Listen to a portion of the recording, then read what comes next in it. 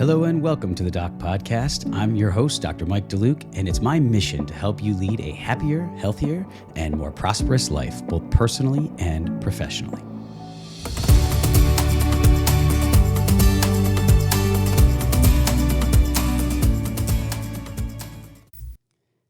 Hello and welcome to this very special episode of the Doc Podcast. So I have the honor and pleasure of having my younger daughter, Kendall DeLuke, with me. She's finishing up her freshman year at high school, and she had an assignment she came to me with, and it was an oral history report she had to do for an AICE General Paper class. And I was honored that she asked me to be the one she interviewed. She had to interview someone over 30 about their life story and experiences, and then she has to do a report on that. When she came to me with some of the questions she was going to ask, I realized there are a lot of the questions that I get asked by doc viewers and people when I'm teaching and consulting all the time. So I thought it'd be a really neat opportunity to let her ask these questions and provide all that information to our audience. So I'm going to let her start. She's going to work through it, and we'll just kind of go question by question and take it from there. So with that, I would like to introduce my guest and younger daughter, Kendall DeLuke. Okay, first question. What is your name, and when and where were you born? So my name is Michael DeLuke. I was born in Schenectady, New York, which is upstate New York near Albany. And I was born August 23rd, 1976. And then next, what inspired you to be an orthodontist, and why not a dentist? For some reason, literally in middle school, I wanted to be an orthodontist. And I had orthodontia. I had very advanced teeth, so I was done with my braces in 7th grade. And I just really enjoyed the experience I had. I just felt like it was something I wanted to do. I thought I could see myself doing that. I come from a family of dentists, which some of you know. My father is a general dentist. His 3 brothers, 2 are general dentists, one's an oral surgeon. And then their father, my grandfather, your great-grandfather, was an oral surgeon. So there's a family history of dentistry.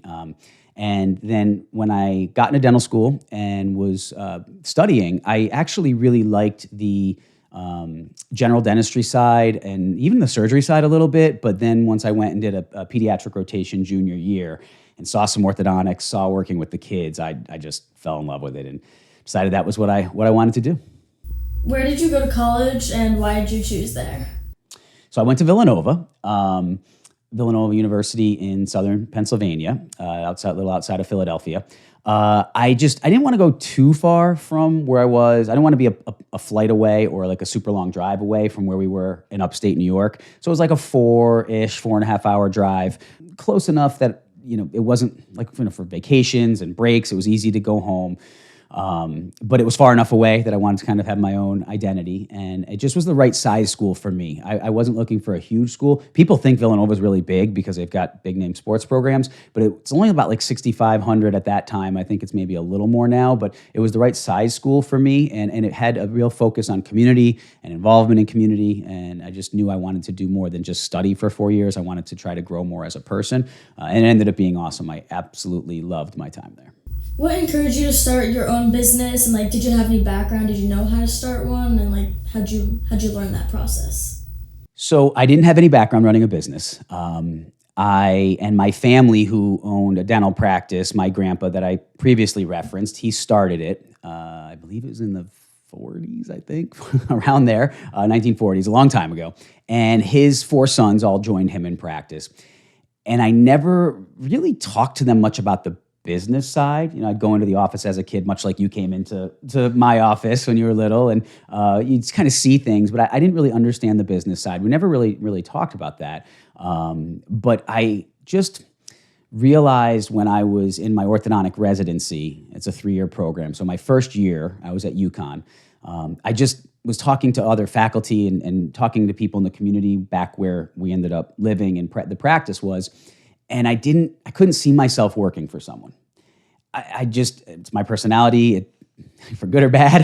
So I don't have to explain that to you, but I had my own ideas. I had a real vision for the practice, and it sounded kind of crazy. Mommy and I talked a lot about it because we were coming out of school with debt, and I would obviously have not had a paycheck. So we had to make a lot of sacrifices where mommy was working as an occupational therapist and helping pay the bills while I was building the practice. So it was really challenging, but I never worked for anybody else even during that time. I literally just started it. We took a lot of courses and read a lot of books online about business ownership because it doesn't just happen. It's not easy. And things like Rich Dad, Poor Dad, which are all things we've talked to you guys about, and a lot of small business tax law books. And I really started getting interested in the business ownership side of it. So for me, it just wasn't appealing to go work in someone else's practice. I really had a vision to build my own. What caused you to practice orthodontist in a way that almost no one had before you and was unknown to many people? So what you're talking about, like with the airway side and using the braces to expand instead of expanders. So you can tell, and I didn't prompt her with that question. Just I talk about it sometimes, right? Maybe here or there. So just as a very quick background for reference, if anyone's not aware of it, when I was so in the beginning of practice, we came out and I was kind of trained that when there was crowding on young kids, you pulled teeth. And I just was looking at these young kids in my own practice that were coming in. And as I've said a lot of times on the doc platform, one big disadvantage in orthodontic training is you don't treat a lot of like 6, 7-year-old kids. You would think you do, but the way the system's set up and well beyond the scope of this, but you don't. So you come out and you haven't really treated a lot of kids that age. But when you walk into practice, that was like over half of the people walking to my office were that age. So I'm looking at these young kids, and in residency, when we screened kids younger, we didn't start treating them, but when we screened them, we were taught if they're crowded, you pull teeth. And I'm looking at it, and I'm like, these kids don't have big teeth. They've got really narrow jaws, really narrow arches. And I said, well, I'd like to try to help them grow to be more normal size, right? And again, not for the whole purpose that we don't have to pull teeth, although that ended up being what happened. So I researched and went back. I was teaching at UConn, so when I would go back to UConn, I'd go to the library, I'd read articles, and just try to figure out if we could try to help these kids grow. And it worked. And I did it with expanders. So after about 5-6 years of that, I had done it on thousands of kids. It worked amazingly well, upper and lower expanders, helping them grow. I still didn't really know anything about airway, and I wasn't really even aware of it that much. But then I started really getting tired of how much discomfort these expanders were causing kids, how parents were getting very upset with them, the speech issues, the breakages, the emergencies in the office. So I had a couple patients who had special needs, and they just would never have tolerated expanders. And so it was either send them to get teeth pulled or figure something out. And the parents begged me to try something else. And I was like, well, I can kind of put braces on and see what happens. And we did, and it ended up working amazingly well. Again, this is because these patients are young, 6, 7 years old. And from there, I was able to start to do it on more and more patients. And then around that time, this is now like 2013, 2014, we got the 3D X-ray machine, the iCat, and I started seeing into people's airways in ways I had never understood. And I realized a lot of these kids that were coming in super narrow and really crowded also couldn't breathe through their nose. And then I realized from the cleft craniofacial team I was on with Dr. Mouzakis and Dr. Adateo, I would talk to them about it, and we would start to figure out how to get them to the right physician. And then I started finding out that all of a sudden these kids I was helping grow were breathing better, they were sleeping better, they were doing better in school, they weren't wetting the bed at night anymore, and all these things were starting to fall into place. And then it really, as I started asking the right questions in the beginning for my patients, like, do you snore, do you mouth breathe, like restless sleeper, all those things, and realized maybe 4 or 5 months into expansion, a lot of that was going away, especially if we need to see the ENT or the allergist. Then it really just took off. So it was not like a once in a moment thing where I just had this light bulb go off and I said I should start to do this. It was really a gradual process over many, many, many years, but just constantly reevaluating myself and my work and my patients and always trying to do better for them. How long did it take until people began to realize that what you were doing actually worked? It kind of relates to the last question, but... No, that's a really great question because it was not overnight either. It took, there's kind of two subsets of people that I had to convince that this worked or prove to that this worked. One was our patients and the other was the referring doctors and colleagues. So the patients, I mean, there were patients in the beginning that I was recommending this to, and because no one had been doing this braces and wires expansion, they wouldn't start the case with me because they're like, we asked our dentist and the dentist said, that doesn't work, or you can't do that. Or we went for multiple opinions to multiple orthodontists and we told them, you said that, and they said, there's no way that works. People sadly still think that in my profession, but we're working on that. So it was a process and a project to get them to understand it, but once they did, and we're talking probably a couple years, then it literally did a 180 and people were coming to the office, calling, saying, we want Dr. Mike because we know he can do it without expanders, because they were seeing their friends and family and people they knew in the community. And then the dentists were seeing the results and they were telling their patients, you've got to go see Dr. DeLuke because he's the only one doing it this way. And then it really took off to the point that even though I haven't been in the practice for a little while now, as many of you know, retired from the clinical practice to teach full time. Literally, was it 4 days ago, a mom emailed me. I treated her daughter, who's now I think 13, treated her like 6 years ago, she with arch wire expansion. All her adult teeth are in now, and she looks amazing. Mom sent pictures, and everything looks great. And mom said, I can't find an orthodontist around here who will do it the way you did. They all want to use expanders or pull teeth, and I don't want to do that. So it still hasn't caught on the way we're still working to try to get people to understand it on a bigger scale, but people that went through it were so happy with it, they now don't want to do it the other way. So again, it was a long process of years to get people to embrace it, but once they did and they saw it, now they don't want to do it the traditional way. What impact did it have on you knowing that you were changing people's lives for the better? Huge impact. Such an impact that's one of the biggest motivational forces that pulled me away from the practice to go teach. And that's what you encouraged you to do it how you did it. Mm-hmm. Yeah, I mean, once I saw that I was changing these kids' lives, I say all the time, straight teeth are great. I mean, giving people a beautiful smile is really an awesome thing to do, and I'm not minimizing that. That being said, when you take a young kiddo, say 6, 7 years old, who isn't breathing well, who's not sleeping well, who's got signs of ADHD and is maybe getting medicated, who's still wetting the bed, who is having behavioral problems, and with my recognition of what's happening to them, meaning I detect, like, do they need to see the ENT or the allergist, or maybe neither, or both? Do I need to grow their jaws? And when I do all the right things for that patient, that you literally have a different human being on your hands, and the parents would just break down and cry. They would literally break down and cry. And they would say, why did no one else recognize this? Why did we have to wait why did my kid have to suffer all these years? And it was a hard thing to answer, but it really had a really profound impact on me. And I realized that I was doing more. As much as I loved straightening teeth and loved seeing the results of that, this was impacting me emotionally more than anything else I had done. And what saddened me was that my colleagues weren't embracing this philosophy, and still aren't embracing this philosophy. Some are, but a lot of orthodontists especially are very resistant to it. And I've never met an orthodontist who took this approach who regretted it or didn't feel the same way I do. But there's a lot who just kind of refuse to, because we're not taught it, and it's not comfortable for us to change. And so that's what motivated me to go out and teach it, because I knew the impact I was having on these lives, the kids and their families, and I knew that someone has to go out there and tell people about it in a way that they can understand, and I felt that was something I was called to do. Okay, so moving on to a little different topic, explain the impact that COVID-19 and the shutdown and everything had on your business. It was interesting because I was going at a pretty fast pace.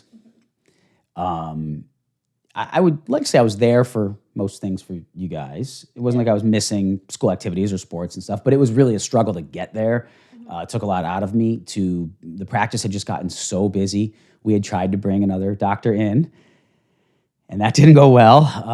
And it had just within 6 months of that, basically, in 9 months maybe, that had failed with the associate we brought in. So I was at the point where I just was kind of at a crossroads. And then all of a sudden COVID hit. So it was the first time in, I don't know, maybe forever, that I had a chance to just kind of stop and process. For sure in my practice life, it was probably the first time. And caught up on sleep, which I've been quite open about, that I wasn't the best with my sleep at that point. Much better now, but was not very good about it. And I just got to think a lot. Mommy and I talked a lot about it. We talked as a family a lot about it. And I realized that if I kept going at the pace I was with the practice, I would start to miss. As you guys were, you were at your middle school, your sister was just getting into high school. It was just in, actually, it was when COVID hit itself, it was 8th grade, or it was 9th. What grade were you? I was. You 5th? Okay, so 5th and 8th. So just getting to the point where you guys were going to get really busy, for everyone out there who has kiddos around that sort of preteen age, once they hit those teen years, as you guys are now, I mean, it's another level of activity and busy. And we talked a lot about it, and we had made some really good financial decisions, my wife Renee and I, and we talked to our financial advisor and said, geez, if we scaled the practice back, can we do that? And if I'd always wanted to go teach. And the plan was, when we brought the other doctor in, I wasn't going to make the schedule any busier. I was literally going to let him pick up most of my schedule. I was going to back down. And then in that time gap that I would get when I backed down, I was going to go start to do this, teach and be more prominent in a teaching role. And then when that didn't work out, I kind of had a decision to make. Give up on what I felt was the calling for the second half of my career, which was teaching more than I was, or kind of go all in on the practice go in all in on the practice and give up on the teaching side, or back off the practice and go into the teaching more. And it wasn't an easy decision. It wasn't made overnight at all, but COVID was what let me stop and think. And it's weird how life works that way, and just certain messages come into your life. But for me, it was that sort of respite I needed to just process things a little. And then the decision became clear that I needed to go in a different direction. What encouraged you to totally pick up and leave your business and everything family behind in New York, where you had lived basically your whole life? Yeah, that's a big one. So just kind of as a quick background for those who aren't aware, that was COVID, obviously, spring of 2020, and then went back in the practice. Hadn't finalized the decision that we were going to shut the practice down, but was really leaning that way. And then after the summer of 2020, we decided, yes, that was what was going to happen. I was going to phase the practice back, phase it down, and then start to build up and teach my teaching company, Doc, as well as get involved in some other teaching opportunities. And so when we did that, it was not easy. Looking back, it kind of seems like it all happened quickly, but it was a lot because I had to face my patients, I had to face my staff, and say, I'm going to stop doing this. And I did feel it was very important to me to take care of all my team members. So we promised each of them at least 8 weeks of notice before we would not need them anymore. That way that gave them 2 months to go find another position. We helped them find other positions. My patients, I made sure I finished every case I started. It was very important to me not to leave anybody in braces or aligners that I had started. But that also meant, because I started cases up until fall of 2020, it usually takes a year or two to finish your ortho. You can't just turn the faucet off on it. I felt very strongly that those people were all my responsibility. I built the business, I built the practice, started them in treatment. It wasn't someone else's job to finish them. And I didn't want to just sell them to someone else to finish or pawn them off. So we then decided at that point, we were in New York, and there were just a lot of things in New York we weren't loving, and the schools, as you know, were just having some challenges. So we talked as a family about, well, if we don't have the practice, do we want to stay in New York? And that was early 2021. And then Mommy and I talked to you and your sister a lot about that, and you both felt that you would eventually probably want to go to school in the South and didn't maybe necessarily want to stay in the Northeast. And we said, well, if that's the case, and we all talked about it as a family, and we said, well, if that's the case, maybe we moved to Florida. We didn't really know what that would look like, but we started talking about it and then decided that was something that we were going to do. And then we did that, but I still had the practice to finish up. So we all moved down summer of 21 because we didn't want to wait until Gianna was just finishing her older sister, Gianna, was just finishing her freshman year. And Gianna, insightfully so, didn't want to wait after sophomore year, which would have been closer to when I was done with the patients. She's like, if we're going to do it, I think it'd be better to go after my freshman year, which meant we kind of had to do this really quickly, which, as you know, we're not exactly the most spontaneous people with this stuff. So it was very outside of our MO and our comfort zone to do it. But we really believed that this was the right move for our family. So what that meant is that we moved to Florida the summer of 21, and then I flew back and forth for a year and a half to finish all the patients up. I'd spent part of my time here, part there, which was hard, but it was part of the necessary process to do it. And I was never unconfident or uncertain or unsure about it as I was traveling back and forth and doing it. I was at peace with it. It was challenging, but it was to me the right way to do it. So you kind of touched on this on the last question, but what was it like having to build a new business, basically completely again, and build your reputation? It's not easy. It's not easy. It's I don't say this arrogantly, and I think you could attest to it. I had built a very successful practice where we were, which made it difficult to leave. Great point. It made it really hard to leave, and people they understood amazingly more than I thought they would. Of that, because of the question before about doing something unique, and it had gotten to the point where people knew that I was doing this unique thing, and a lot of people actually, when I told them I was going out to be able to teach this on a national and international level, were really proud that that was going to happen. And a lot of people said, sad for us, but happy for everyone else that will get to benefit from this because you're going to go teach it, which I really thought was amazing that so many people were supportive. But it was hard because we became the practice in that community. And when you walk away from something like that at the age I was in my later 40s, mid 40s at that point, people don't really understand it. But I knew it would be hard to start again because I had done it already. When I started the practice, I know nothing. I had no patients, I had no staff, so I had built it up. But it's definitely different doing it when you're well into your practice, when you have kids, when you're now living in a different state, and you're doing something again that it wasn't like I stopped and started another orthodontic practice. I was now starting a teaching company, and I had to reinvent myself. So it was hard, but I do believe that it's important to have a vision and have a vision for what you want your life to look like, and then set goals in line with that vision. And my vision was I really do feel, I don't mean to sound corny like this, like I have a calling to go out and teach this. I feel like I have an ability to do that.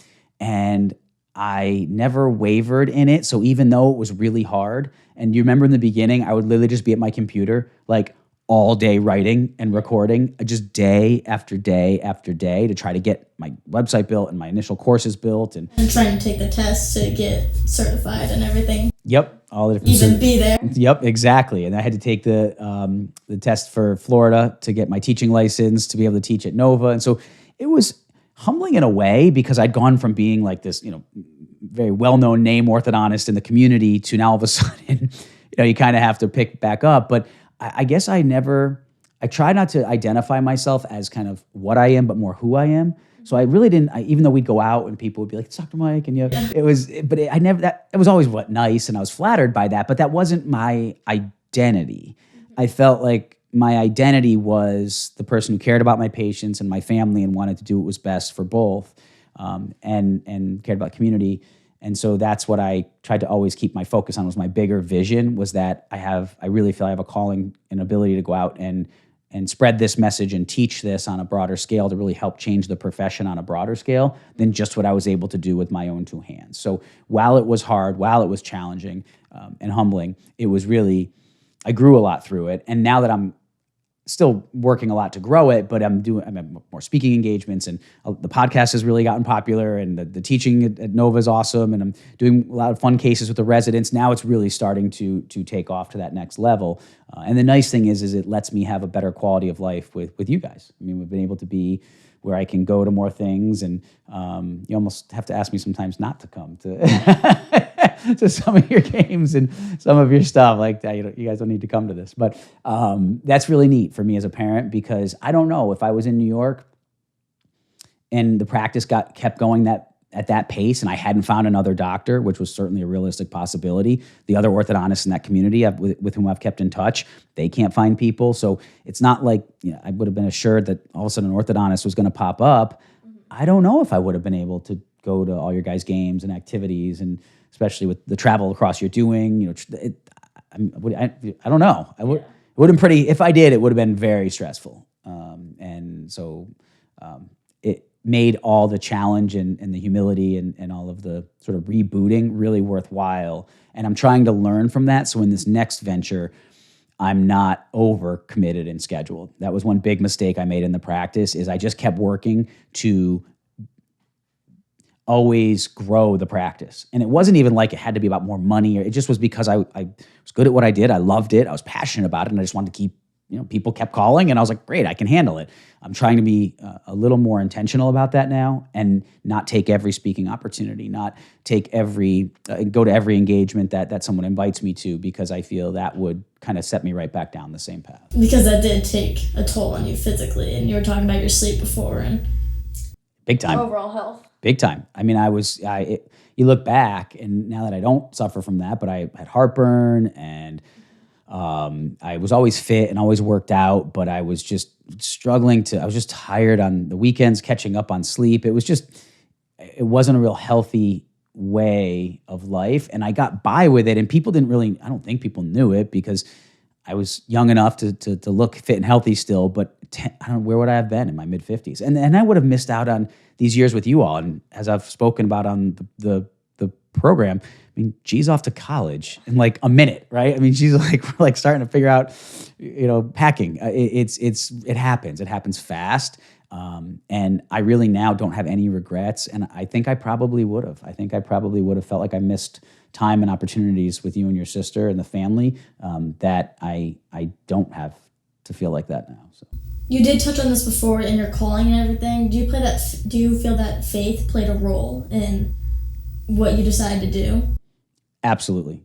I'm a big believer, no matter what religion people are or follow. I believe God plays an intimate role in our decisions, and I feel we all have a calling, and we don't always know what it is, and we don't always know how to follow in it and follow on the path we're supposed to go. But I think that journey is part of the process. I don't think we're supposed to know, or maybe ever, but we're supposed to realize our job is to realize our God-given talents and abilities and try to use them in the best way possible to help the most number of people and be the best person we can be. And I feel like that there were a lot of signs looking back that God was putting in my life that was trying to wake me up to say, this is not your ultimate path. You need to, and I don't know if you remember how devastating it was when it didn't work out with the associate. Yeah. I mean, I was crushed. I mean, it was just, because that was kind of like, this is going to be my relief. This is it. I'm going to be able to breathe a little bit and get some balance and start teaching more and then when it fell apart, I had to fire him after 3 weeks, it was just this weight was on me. Like, there was a lot of work going into trying to find him and everything, all the background. Years. Years. And it was 9 months that he and I were communicating and going over contracts. And sometimes you can hire people literally just on a contract, come work for me, called per diem, I'll pay you by the day. And it's pretty informal. It wasn't the case with him. We had written up a year, two contracts. One was a year associateship, and then the other was, assuming that all went well, after a year, he was going to start the buy-in to partner in buying into the practice. And I was going to be what's called divesting and selling those portions to him.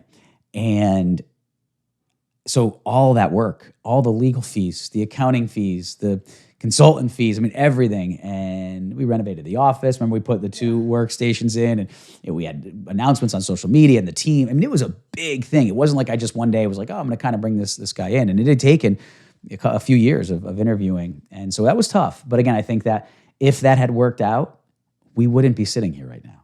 because it was a 1-year associateship, and then I think it was a 6-year from there, buy in, buy out. Maybe it was 1 and 7. But anyway, that was in 2019. So had that worked out, we would still be in upstate New York, and our lives would have had a totally different course. And so, and then that wasn't God's plan. It wasn't. And that's, I think, something so hard at the time, because you want things so badly because it's your plan. And it seems like that's what it's supposed to happen. I'm like, this is just my vision. My goal for my practice was build this really big, amazing practice, have a great reputation in the community. Then about 15, 17 years in, and this was written down, I think we've showed you this, before the practice ever started, Mommy and I wrote this goal, that at 15 years, start looking for an associate, and within a couple years, hire someone. So I'm thinking, this is the way it's supposed to, this is the path, right? This is it. And then when that fell apart, and then again, then COVID hit, it was really just this sort of like 1-2 punch where you go, I need to reevaluate. And that's where I started trying to see those signs. That's where faith came into play. And I started trying to have faith and say, what's the bigger picture? You know, God, what am I supposed to learn from this? What is the point of this? So there was a lot of soul searching. I'm very fortunate that Mommy and the way that we were able to communicate on this stuff, and you girls, I mean, I think you could attest to the fact we've talked pretty open and honestly with you guys about this stuff, and we didn't hide. Hence your awesome questions. I didn't give you these questions because you were a part of this, and I think that's very important. You got to see the good and the bad, and it wasn't all good in terms of when I had to make these changes, but it came out so great because of it that I think it's just a good life lesson that you've sometimes got to go through a lot of challenge and turmoil before you can get to a better spot. And that faith in God then led us to where we are now, and in Florida, and definitely a much better spot for all of us and other people too. Yeah. I mean, it's just you stop and think about it, and it's unbelievable that we went on the path. I mean, if someone had told any of us, so right now we're in May of 2024, if someone told us, so 5 years ago, almost to the day, is when, I won't say his name, but the doctor was hired. It was almost to the day. It was mid-May. And I let him go, whatever 3 weeks from that is. It was like the first week of June. So if someone had told me 5 years ago, you will be in Florida living, and your kids will be thriving there in school, and your older daughter's going to be going to off to UF, and you're not going to be practicing orthodontics, you'll be teaching it full time, I literally would have said there's absolutely no way this is going to happen. I mean, literally, it wasn't even like something I could have comprehended. I think it's just a great life lesson that when you get kicked down, and life's hard, and I think one mistake we make now as a society is we almost try to shelter our kids a lot from the hard, from the thinking there will be no challenges. Right. I'll just keep making it so that they don't face the same challenges I did. And it's hard as a parent because you don't want to see your kids suffer, but you also, I really feel, as with you and your sister, we want you to, the challenges are good. That's how you grow. Yeah, and shown by the challenges that you face, which ultimately changed our lives. So right. For the better. Right. So it shows challenges can have a good impact.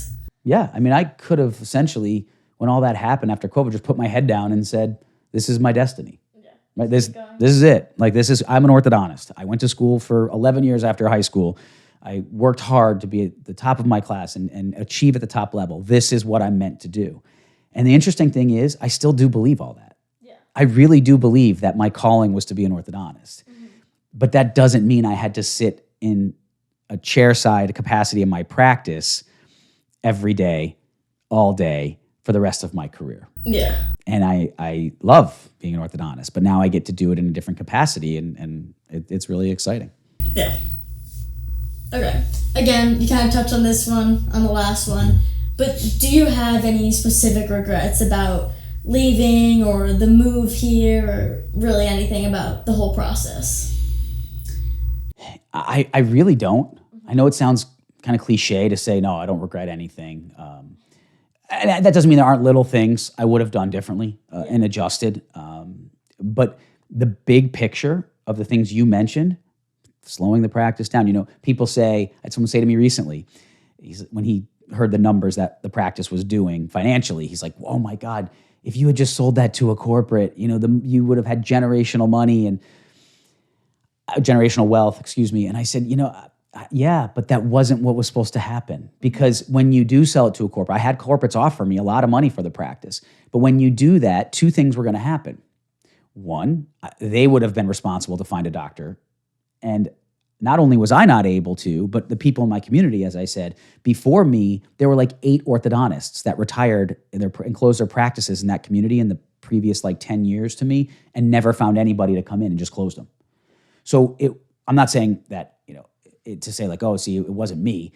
Clearly there could have been some things I was doing in that process too. But my point is and Chris Benson, who valued the practice, he said right to Mommy and I in the office, he's like, you're going to have a hard time finding somebody. He said, because he was from Greensboro, North Carolina. And he said, you put this practice in the South, you put this practice in like Arizona area. He's like, you would have people lined up at your door trying to take this opportunity. He goes, I don't get emails and phone calls asking to come to Schenectady, New York. And so, and that's not to slight Schenectady. That's just not exactly the place people are trying to necessarily go unless you have deep roots there. So it was just not an opportunity that I felt like if I sold it to corporate, that they would find somebody. So now I would have had to act to all my patients like everything was great. And being fake is not a strength of mine. And I would have had to pretend. That would have torn me up. Yeah. Think of how many family I treated, how many of your friends, Gianna's friends, like how many of my friends, kids I went to high school, their kids that I treated. Like, how do I look those people in the face, act like everything is fine behind the scenes? Because when you go with corporate like that, you can't tell people. And so until it's all done and signed and sealed. And then once it was, I would have had to act like, oh, nothing's changing, knowing that they were going to probably bring someone in that was not who I wanted to have in there. And maybe we could have gotten lucky and lightning would have struck, but I didn't really feel it was fair to plan on that. So I didn't feel comfortable with that option. And then the other option of, like we said, putting my head down, I didn't feel good about that either, and just continuing to do it because I just was really deeply feeling like there was something else I was supposed to do.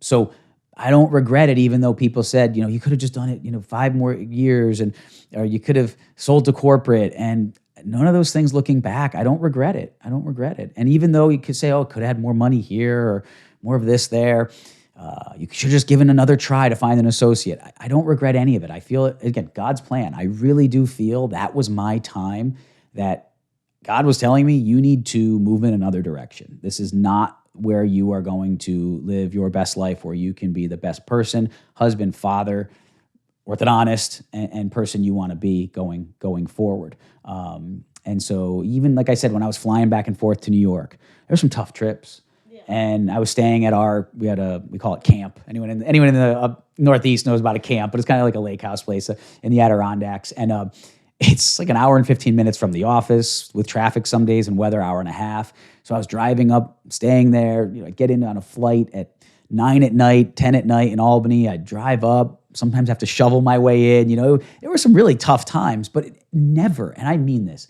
at no point ever did I feel like I was not doing the right thing. Yeah. It was the weirdest thing. There were almost times where I thought, I can't believe I'm doing this. And it feels so right because it was so crazy at points.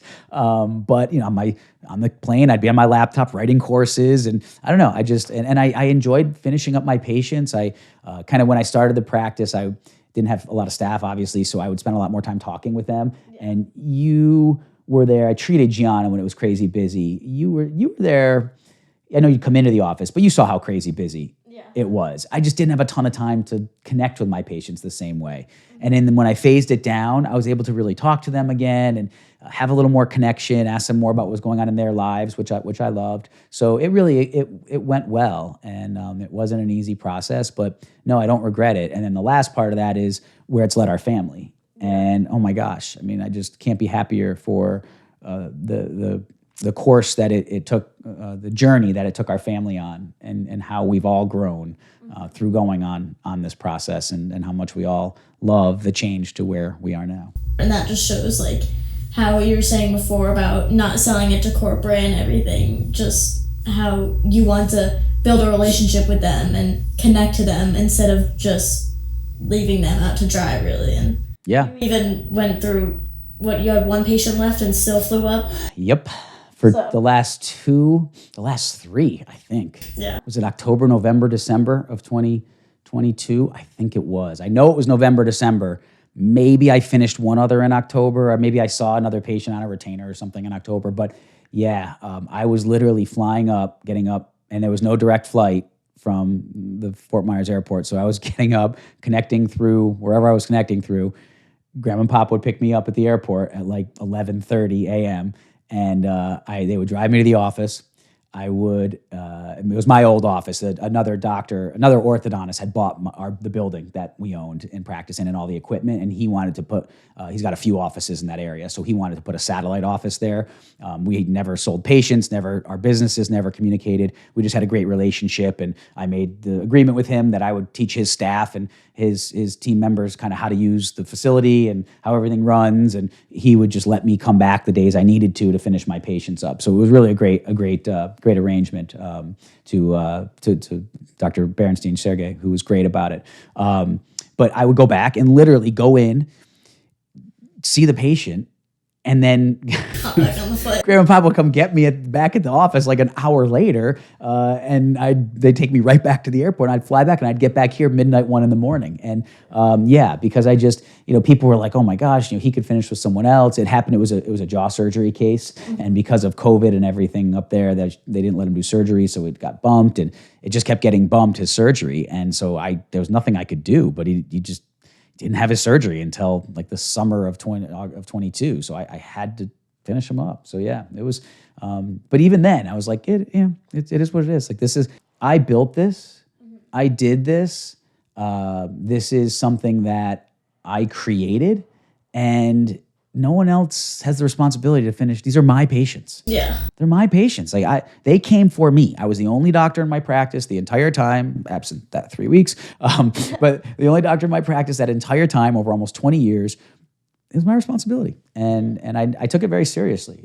My patients weren't just there as a side afterthought of what I was doing. They were the focus of what I was doing, which is, I think, why the practice was so successful. But at the same time, that comes with a lot of responsibility. Mm-hmm. And it also helped that you had built those connections and you knew most of them. Yeah. Between absolutely. schools and sports and very involved in the community too. Yep. So that I took that very seriously. I never wanted to feel like when I was out somewhere. I mean, we would, even at your school functions, like I'd look around, like half the parents and the kids were in the practice, and I never wanted those people to feel like I was not taking my responsibility to their child seriously. And if I brought or just made it work with the associate, I won't go into the reasons for the firing, but it had to happen. A lot of people would say, you should just made it work. Again, to the regrets thing. Like, what do you mean? You had everything there. Why could? No, because I didn't have the confidence at that point that he could fulfill the vision for how I felt patient care should be. Mm-hmm. And whether or not I was right or he was wrong or whatever, it doesn't matter. But the point is that when it built the practice and the way I took pride in treating my patients, I didn't feel like anyone that I'd interviewed or even him that I hired after a few weeks of seeing him work was going to fulfill that. Mm-hmm. And I just couldn't betray them that way. So it was an unconventional way to do it, but it really left me at peace. And I'd still, you talk about a regret, I would have had a regret if I didn't finish every case. I really would have. Uh-huh. I would have.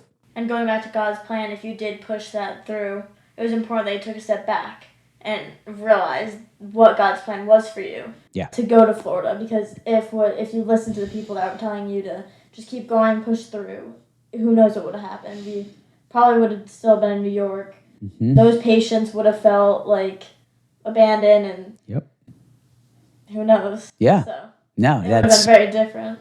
But it was important to step back and just put it in God's hands. Yeah. Trust Him. Yeah, you have to. You have to do the best you can do. Notice the sign. And notice the signs, right. And not just I say it on the show a lot in different contexts, but put your head in the sand, right? It's like the ostrich, right? You just put your head in the sand. And when David Harris, one of the guys I interviewed, he has an embezzlement company he runs. He was one of the first ones to say it on the show, and I've stolen it from him many times, but because I love it. And he was talking about embezzlement. Like, a lot of doctors just want to put their head in the sand, act like they kind of sense that the person up front that works for them might be taking some money, but the thought of confronting it is worse, because then, like, now how much is it, and do you have to fire him or her? And so sometimes you just put your head in the sand. And what he said is, the problem with that is when you pull it out, it's even worse. It's even worse. It's never better. So yeah, that's a great point. I could have put my head down, put my head in the sand, and just told myself this is all going to be okay. But I did feel I was having a calling to a different direction and followed it. And you guys were amazingly supportive. I mean, it wasn't easy, you know, looking now that we're where we are and so happy and things have worked out so well, it's a little easier to make it almost feel like it wasn't as tumultuous and challenging, but it was not an I mean, let me ask you a question with this. What were you thinking when Mommy and I first said to you, number one, that after we were talking in 2020 about maybe slowing down the practice and closing it, and then number two, about what do you guys think about moving possibly to Florida or moving south? Well, honestly, I don't like the cold, so I wasn't exactly complaining about moving to somewhere warm. But also, like, I had lived in that house my whole entire life. So I was like, how old was I at that point? 12. Yeah. So it was like, everybody talked about, like, oh yeah, I moved. And I was like, I've literally stayed in the same house my whole life. Our grandparents were all there. My grandparents were all there. That's obviously where you guys grew up. So it was like, we were all, like, located in that area. And it was... Moving was like kind of a scary thought, but also we visited down in Florida a lot. Like we always took our vacations down in Florida. Up till then, other than going to Pennsylvania, I don't think we ever went to another state other than Florida, New York. And then we bought a rental property on the East Coast that we would stay at. We wouldn't rent it the weeks of vacation, and so we kind of felt like Florida was, I guess, a second home in a sense for us at that point. It was. You're right. When we went away, we went to Florida. Since when I was little. Yeah, right? Since you were little. Yeah. Always gone to Florida, which that's how we decided to move to Florida, not another state. Yep. But also the Naples area, like we always East Coast and always East Coast. Well, one time. Yep, we went to Marco. Yep, we drove by your high school, Gulf Coast High School, late at night, coming on a flight from Fort Myers Airport.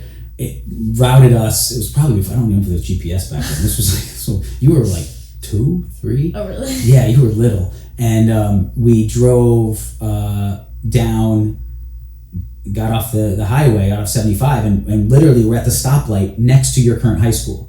And Mommy and I looked at it and we're like, oh my God, they had this big football stadium. We're like, oh, what a cool school. Really, and there's palm trees. And we just went out of very cold, upstate New York. And, nothing like the New York. And we're like, wow, a little different. And then that's where you go to school now. I mean, again, it's just a crazy full circle moment. Right. Yeah. And it's not even it's not even the most direct way to Marco. It's staying on the highway and going, why it got us off. We went by the entrance to our now development. I mean, it was just, it's kind of weird. Again, the little signs, right? God's signs, like, here you go. And I mean, it's, of all the places and high schools and wherever in the country we could have vacation here and driven by to end up there. But it was actually a friend of mine, Anthony, who is a realtor up in upstate New York, who mentioned Naples. And when I was telling him we were thinking about doing this move, and we had our place on the East Coast, and he was like, check Naples out. And I was like, isn't that where all the old people? Is that where everyone goes to retire? I'm like, I know I'm retiring from my practice with Anthony. I'm young enough. And then he said, no, check it out. There's like that's kind of the downtown area. There's a huge suburban area.